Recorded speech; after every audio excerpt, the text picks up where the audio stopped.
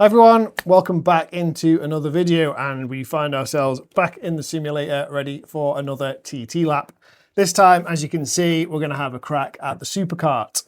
And here she sits in all her glory in her Castrol livery, completely fitting for a two-stroke lap around the TT course in 1990 style. The Superkart has a 250cc two-stroke engine, 6-speed manual, lightweight, loads of power, loads of grip, and loads of fun. And obviously, if you come to the Classic TT, you can see 250cc motorbikes racing around here in the Classic TT, and the lap record currently held by Bruce Anstey from a few years ago, who took away John McGuinness's original lap record, if you like, from 1999 on the RS250 Honda. Bruce breaking that a few years ago, having to push on to do it, but obviously on newer tyres, on a better road.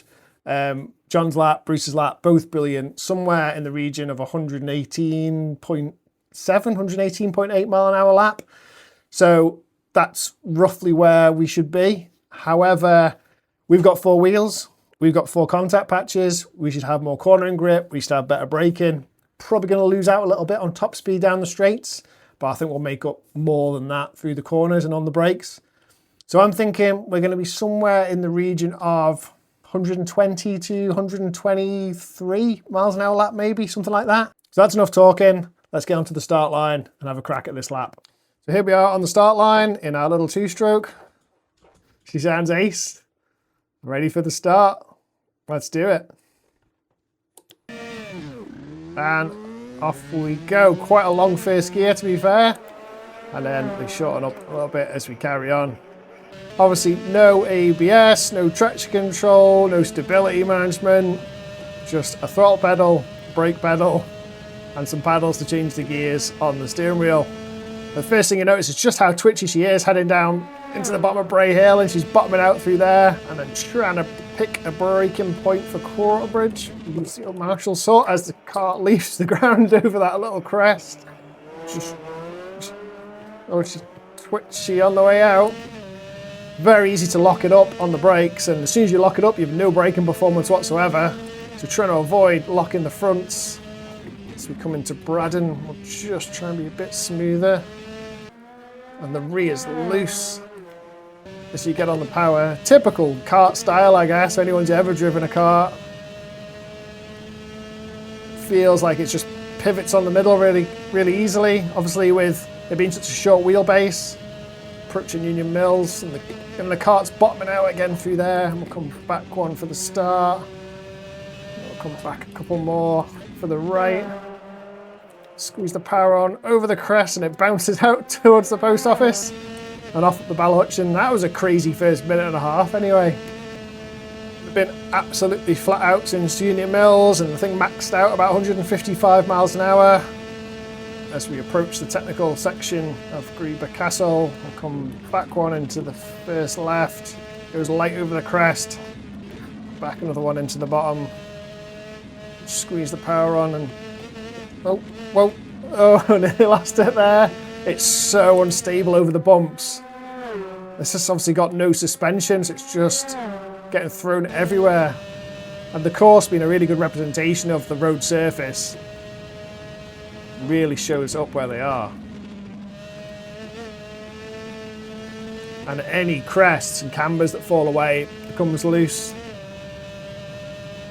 I tell you what, it's the perfect little car to show somebody where the bumps are on the TT course, because it just shows them up massively in this little thing. Try not to brake too late for Ballacrane. Definitely not as late as that Formula 1 car. And careful on the power through there. Look like a bit of a newcomer's lap, that. Better safe than sorry. Oh, it's bumpy through there again. So unstable. Over Blake Bridge, and we'll have a little lift as we head into the Glen Helen section.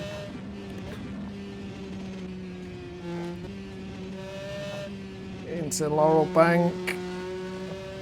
On the brake, Laurel Bank. Oh, a little lock up there. So easy to lock those fronts. Again, feeling the bumps as we come to the Black Door, but cart goes so light there. Back into the gear there. It's really physical. Probably more than the Formula 1 car. No suspension, it's just coming through the wheel, all of the bumps. Up to Sarah's. For the F1 car, we're here at about 3.5 minutes. And we're about 4:50 in the car. So that's about right. Climbing Craig Willies, up through Lambfell and on to Crunkavody.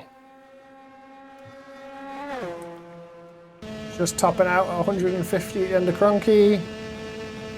Knowing how much grip we've got, I'm pretty sure the 11th is just going to have a little roll. Probably didn't even need that, to be fair. As we head down to Hanley's, which is going to be really quick. Just come back one. He skips across the road again. It's so unnerving when it starts skipping across the road. To the top of the Garrow. This should be pretty easy in this little thing. Down the hill, it's bumpy. It's going to take a big crack through the bottom of here. Oh, that would be nasty in real life. To the 13th, we'll come back a couple. Down into Westwood. Just trying to be nice and smooth, and that was really nicely there.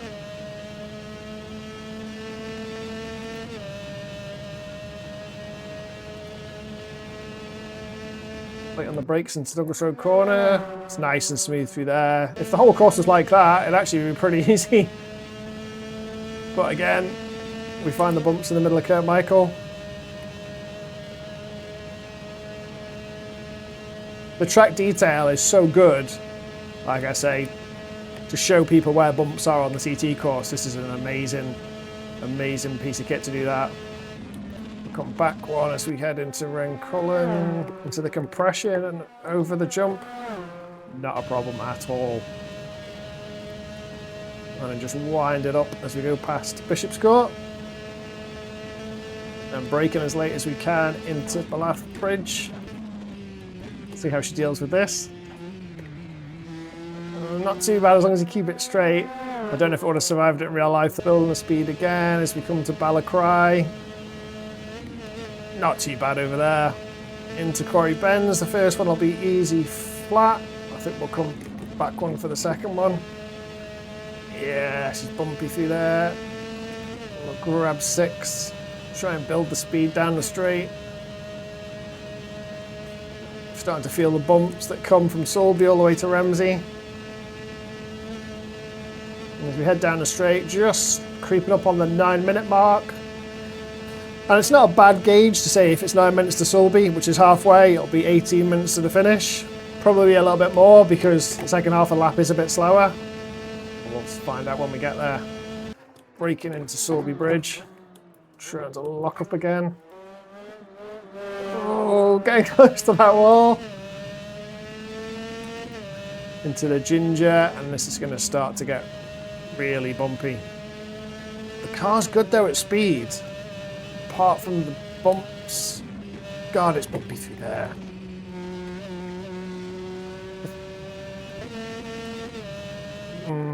It's just trying to keep it singing.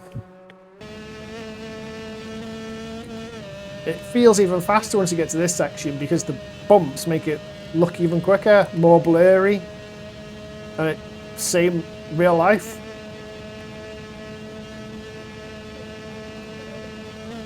Just hanging on through there. Alright, let's roll off. Easy to mess this section up. Straight up, slow it down, back on the power. That was okay. So we approach the K-tree. Should be able to just keep flat through there.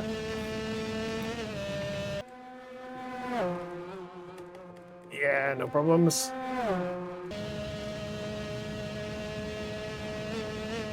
Very bumpy through the Churchtown section there.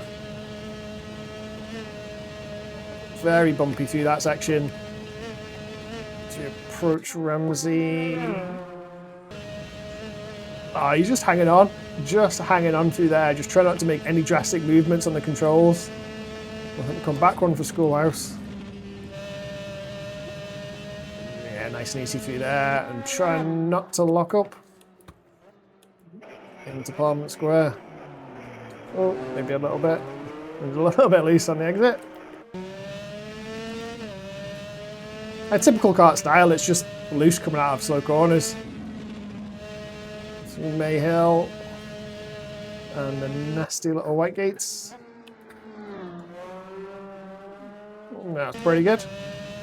And we approach the hairpin. Obviously with the Formula 1 car, it's a bit of a barge to get around the hairpin, but we shouldn't have a problem in the little kart. Oh, little lock up again. So, as soon as you slow the car down and then put any steering lock in at slow speed, it's just so easy to lock it up. Just snatches. Waterworks, tricky section in the same as well as real life. Late apex on the second one. Just like that.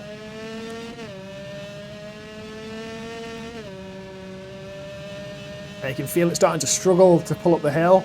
Just feels like you need more power.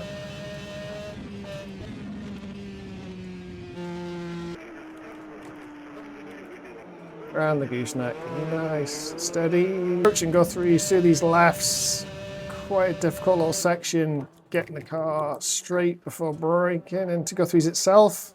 That was quite nice. Have a little lift on the entrance, back on the power at the hut. And through the kink and onto the mile. Reaching the end of the mountain mile, come back one, leave it wide, and then start to bring it in towards the second part. That was nice. Back up to 6th, easy flat through the first right-hander. And in this, it's going to be easy flat through Casey's at just shy of 150 miles an hour. It'll roll into the black hut, probably don't need to. The veranda will be easy flat. Into the bungalow and back a couple, squeeze the power, nice there. I tell you what you can tell, it's just because the road's so much smoother up here, the car's just got way more compliant and it's got more grip because it's not jumping. You actually push on a lot harder, I think, up here than I am. Into the Brandywell.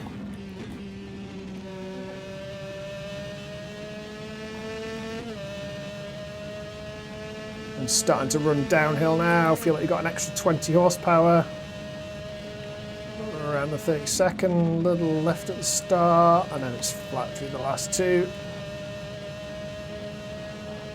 And then on the brakes down into Windy. Nice through there. To the 33rd, little lift again. Oh, she gets light. If off the throttle, she goes light at the rear. You can catch it, it's just a little bit unnerving when you're heading towards them bollards. Down into Keppel. Oh, wide there.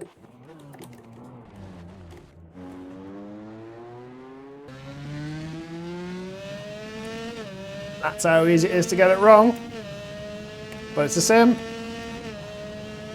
We got away with it. How late can we leave the brake in for the Craig? That's about right. Down into Hilbury, into the compression, which wasn't too bad at all. And then Crunk to Mona, which is the everlasting corner. Just going in and out and in and out. Straighten it up and then braking for signposts that you can't see. Try not to lock up. Little lock up there. Bedstead's always a bit tighter than you think. Little slide there. Heading down to the last bit, into the nook. Definitely isn't over yet. Braking at the wall. Again, shouldn't have any problems getting the car around. Just trying to lock up. I think we've got a little one there. Could do with a little bit of clutch slip, like the bikes do, to get out of there. Until she gets back on the power. And heading for the line. going to be a 17:52.46. Probably a little bit quicker than I thought that, to be fair. Do you remember Mark Higgins did his lap in the Subaru? That was 17:35, 128-ish. So that's probably going to be somewhere around 125, 126. And you think about that compared to the bike, you think that's a ridiculous time. You should not be going that quick. But they do say that on a short circuit, a supercar is a comparable time to a GT3 car. And I think a GT3 car will be somewhere around there. So I don't think that's too far away, if I'm honest with you. I don't think that's too far away at all. But let's slot that into our leaderboard. Let's see where it is against the F1 car. Let's stick Mark Higgins' lap in there in his Subaru. Let's put Bruce Anstey's lap in there on the 250. Let's stick the Superkart in there. Let's stick Hickman's lap in there as well, the outright lap record for the TT. And let's put in the sidecar lap record from the Crow brothers as well. That'll give us some reference points going forward for some of the other cars we've got lined up. But yeah, there you are for now. That's where we're at. That's what a Superkart's like around the TT course. Absolute crazy fun that was. Way more fun than the F1 car. I think we need to have a bit of a head-to-head race on these around the course. So there we go. That was fun. I hope you enjoyed it. And I'll see you all in the next one. Thanks.